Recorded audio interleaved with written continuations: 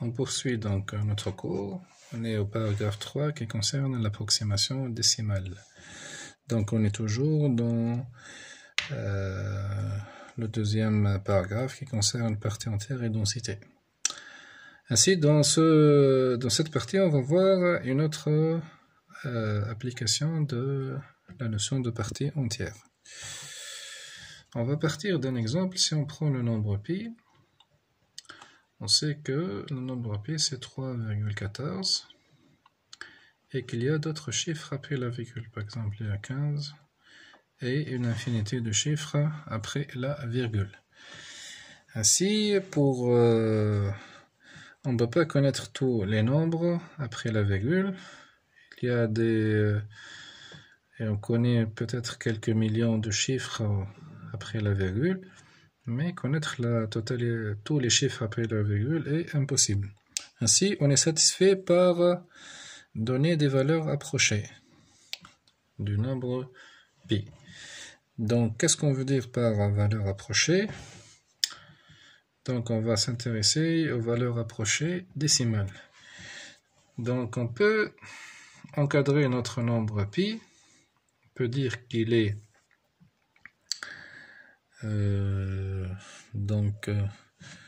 notre nombre pi sera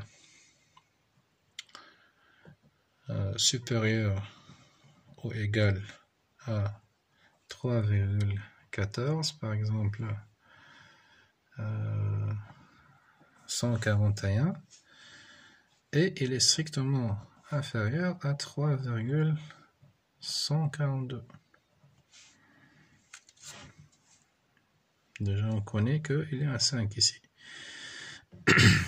Donc, ça, on peut l'avoir comme une valeur approchée qui est inférieure à pi. Ça, c'est une valeur approchée supérieure à pi.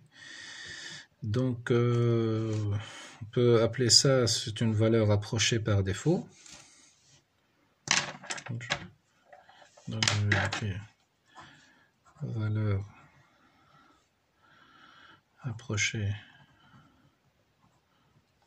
par défaut.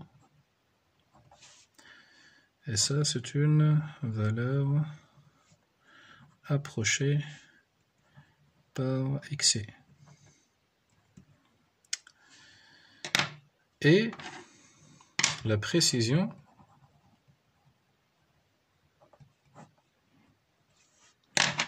sera la différence entre ces deux valeurs, 3,142 moins 3,141. Cette précision est égale à 0,001, c'est-à-dire elle est égale à 10 moins 3. Donc on peut ajouter que c'est une valeur approchée par excès à la précision 10 moins 3 près, et ça c'est une valeur approchée par défaut à la précision 10 moins 3 près. Donc on va généraliser cette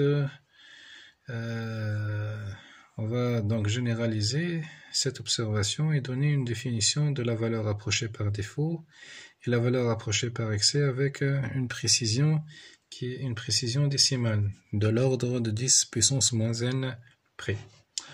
Ainsi, si on reprend donc cet exemple, on a vu que pi entre 3,141 est strictement inférieur à 3,142. Donc, ceci peut écrire que pi est supérieur à 3141 fois 10 puissance moins 3, strictement inférieur à 3142 fois 10 à la puissance moins 3.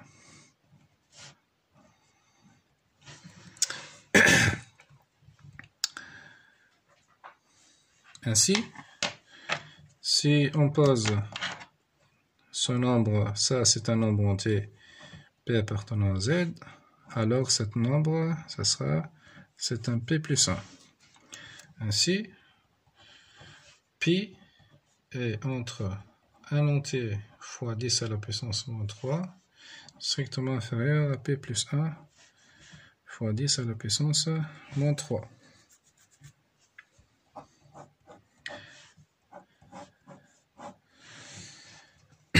Est-ce que cela est toujours possible?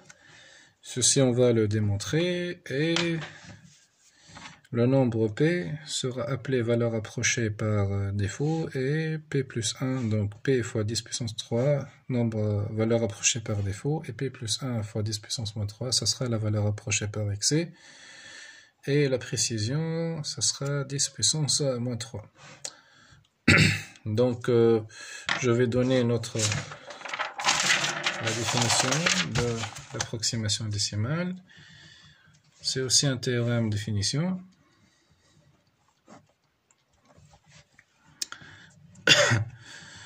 Donc, soit x un réel.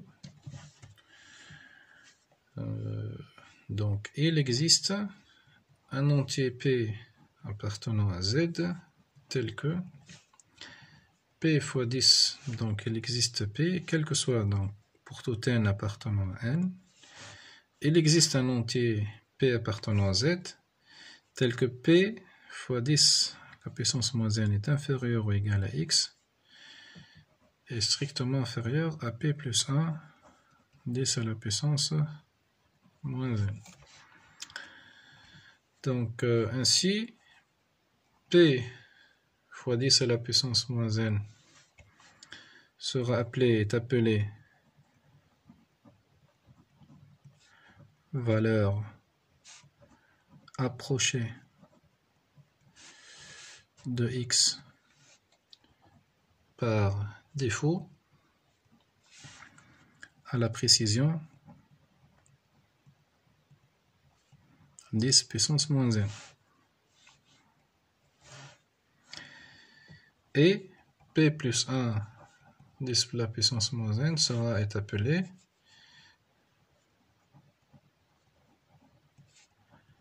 valeur approchée de x par excès. Donc, à la précision 10 puissance moins n.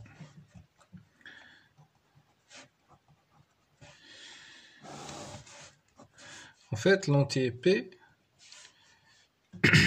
ça sera la partie entière de x fois 10 à la puissance n. Donc, on va démontrer ceci. La preuve.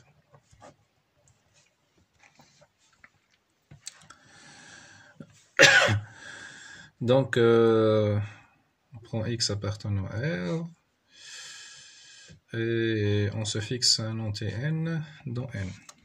Donc, on cherche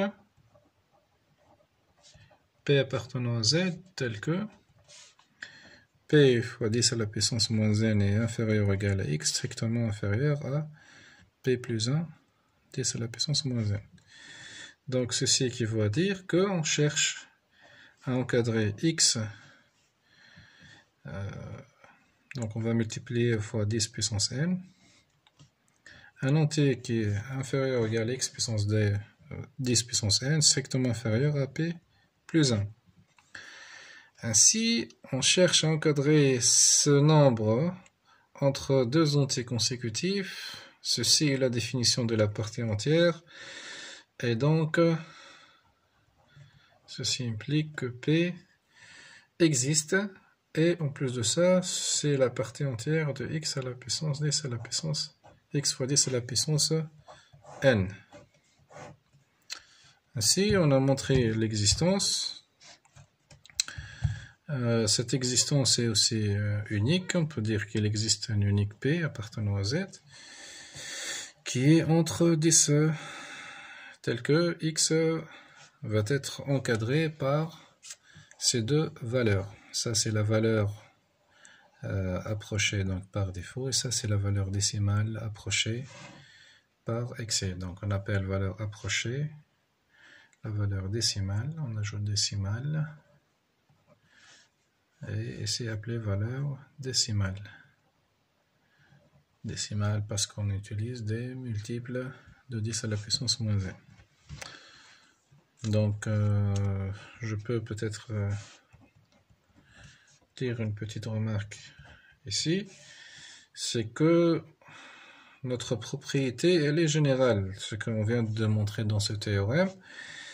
En fait, quel que soit x appartenant à R, quel que soit alpha appartenant à R, en fait, il existe un unique entier P appartenant à Z, tel que P x est entre P alpha et P plus 1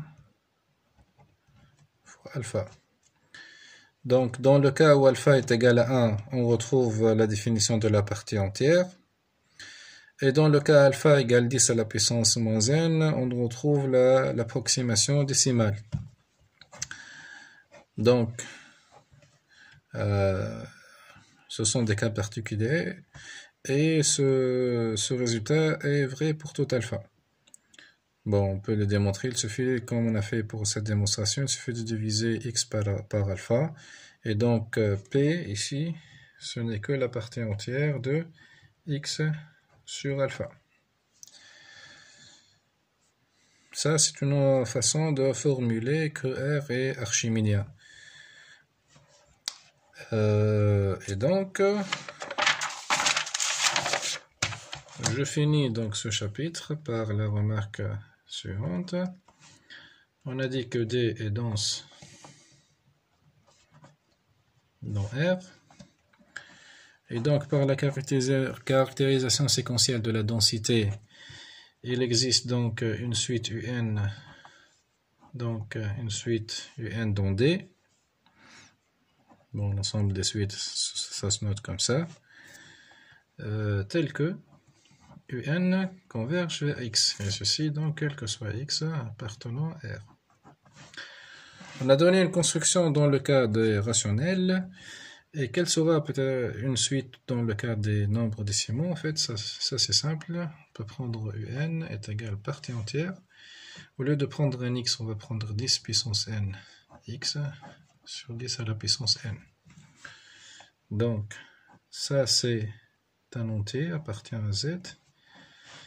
Donc, c'est de la forme, et ça c'est un nombre, bon, c'est une puissance de 10. Donc, notre suite appartient à D. C'est de la forme en entier sur 10 à la puissance n. Et donc, on peut montrer que n converge vers x. On fait 10 à la puissance n tend vers l'infini. Et donc, on peut montrer que c'est par un changement de variable, que cette suite converge vers x. Ainsi, c'est une suite de nombres décimaux que converge vers x, quel que soit x appartenant à R. Voilà, donc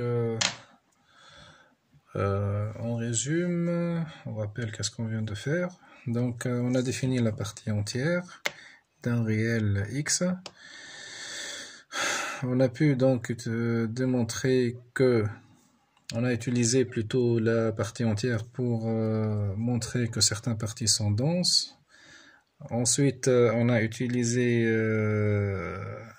la partie entière pour montrer que tout nombre réel peut être approché par des décimaux, par des valeurs décimales par défaut et par excès. Donc merci pour suivre ce cours. Si vous avez des questions à poser, donc vous pouvez les poser sur le forum. Et vous trouvez donc la série sur la plateforme de l'UVT. Vous pouvez maintenant travailler tous les exercices qui concernent la partie entière et la borne sup. Merci beaucoup et au revoir.